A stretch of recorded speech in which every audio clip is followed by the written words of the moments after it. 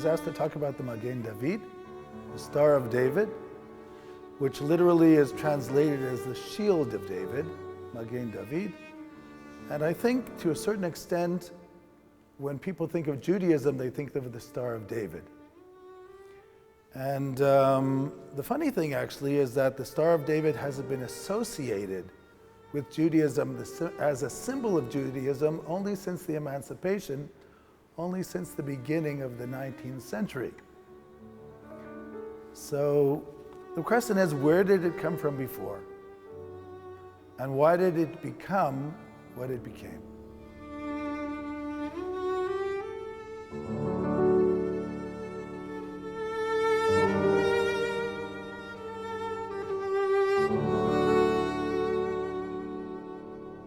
If we go back into antiquity, there's a book called the Timaeus by Plato, where he claims that the universe was created through geometric figures.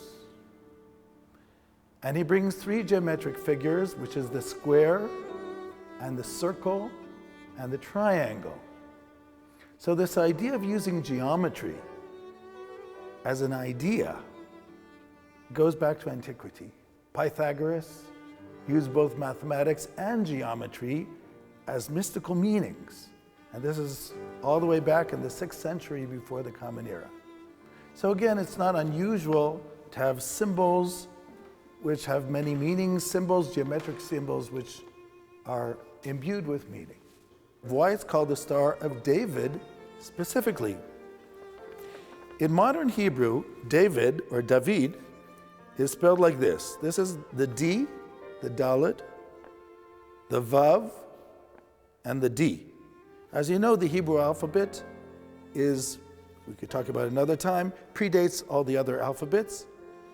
And the Greek and the Latin alphabets were actually based on the Hebrew alphabet. So the Hebrew alphabet goes Aleph, Beit, Gimel, Daled, A, B, C, D, Alpha, Beta, Gamma, Delta. So you can see how, just as an example. So in modern Hebrew, we write David this way. In ancient Hebrew, David was actually two triangles. The triangle was the D sound and the Vav in the middle. If you put these two triangles, one on top of the other, it creates a hexagon. So one of the speculations in a book called Sefer Matamim is that it's associated with David because from the name of David in Old Script, you could actually create a hexagon.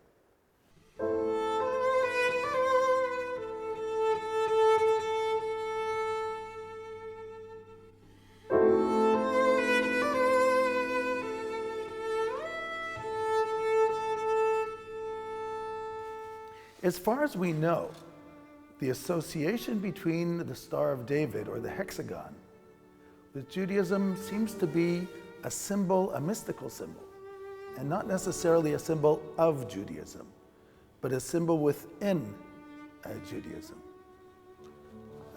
Having said that, I have to say that the hexagon is associated both with Judaism and the Islam. The Islam today uses the five-pointed star much more commonly, but if you go, for instance, to the Islamic Museum in Jerusalem, you can see ceramics which have the hexagon on them, and not just the five-pointed star.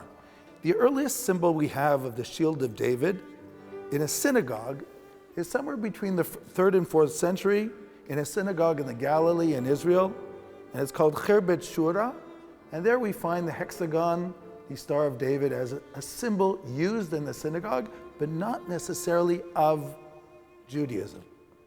But it's a Jewish symbol.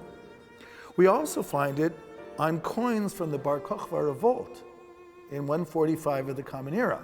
So this is going back almost 2,000 years of the use of such a symbol within Judaism. We also have manuscripts from Cairo in the 11th century, which have on them the Star of David, and in the Leningrad Bible of the year 1008 also has the Star of David on it.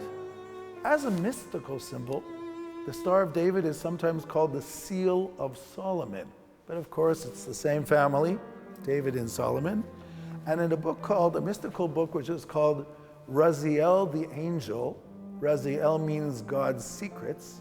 Raziel the Angel, which is a Kabbalistic book. It's actually a manual of how to write amulets for protection and things like that. So it was first printed in 1701, but the book itself goes back at least to the 13th century. I say at least because we have a translation of the book from the 13th century. It definitely predates the 13th century. And it also uses the Magen David as a mystical symbol as part of his amulets.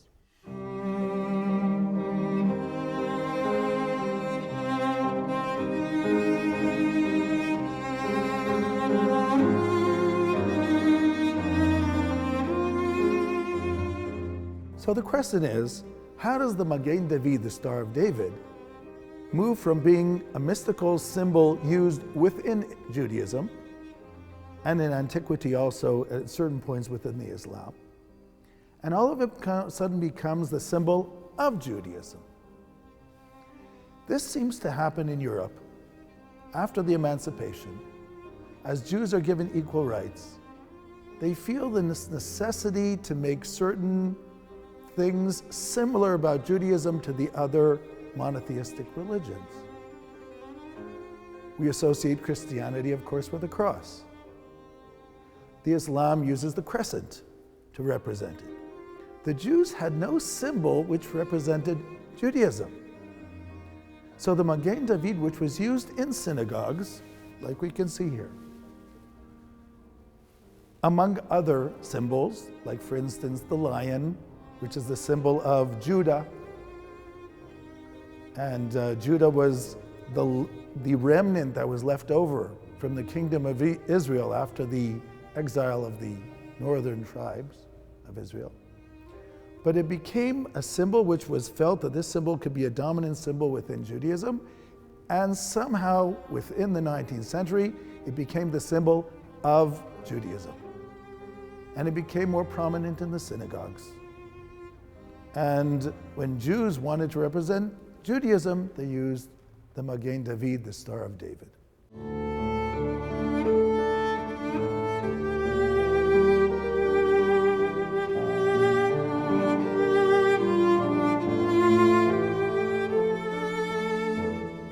The second part of the evolution of the Star of David as a representative of Judaism is when it's made its way on representing the Zionist movement and became part of the flag of the future state of Israel.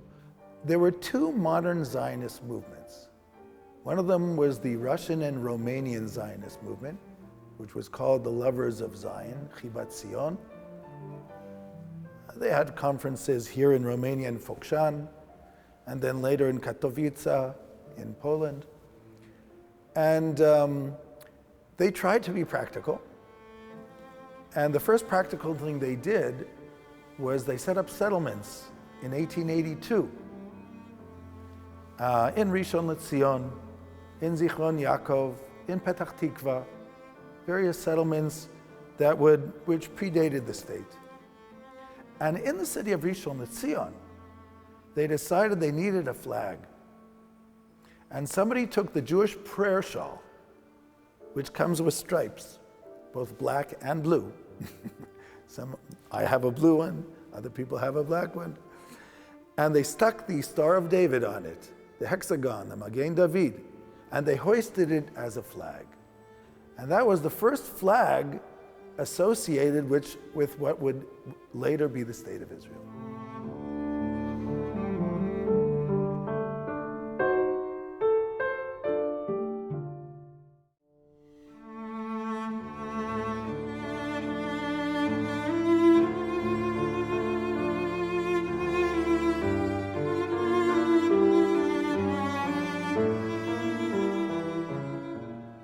At least from the 12th century, when the Kabbalah is its birth within Europe, originally in Provence and after in Girona, in Castilla in Spain, and eventually in Sfat in the land of Israel.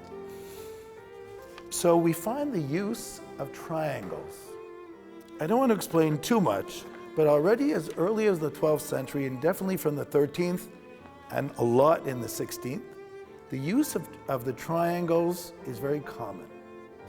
Without explaining too much, I want to explain the two major triangles which are used in Kabbalistic literature. One is called the triangle of the head, and what is called the triangle of the heart.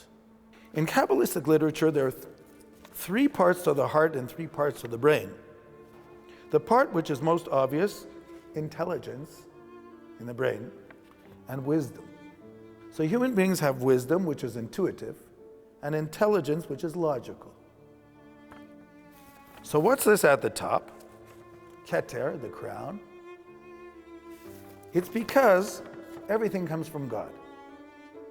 So we have an intuition, artistic intuition, we have intelligence, and we have the ability to relate to God, which is our soul. That's the top of the triangle. That's why it points up. Right? All animals, their heads are pointing down. Only the human being stands erect and his head is pointing up.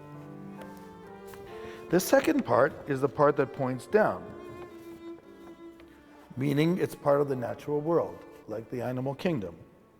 And there are three main emotions of the heart, which are associated with this triangle pointing down.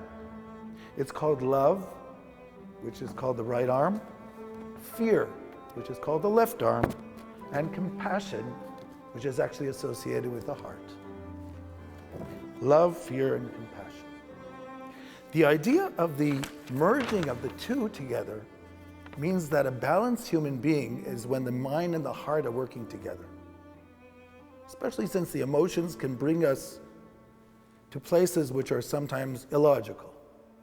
So the balance is when the mind and the heart works together, and that's the idea of the two triangles merging one into another.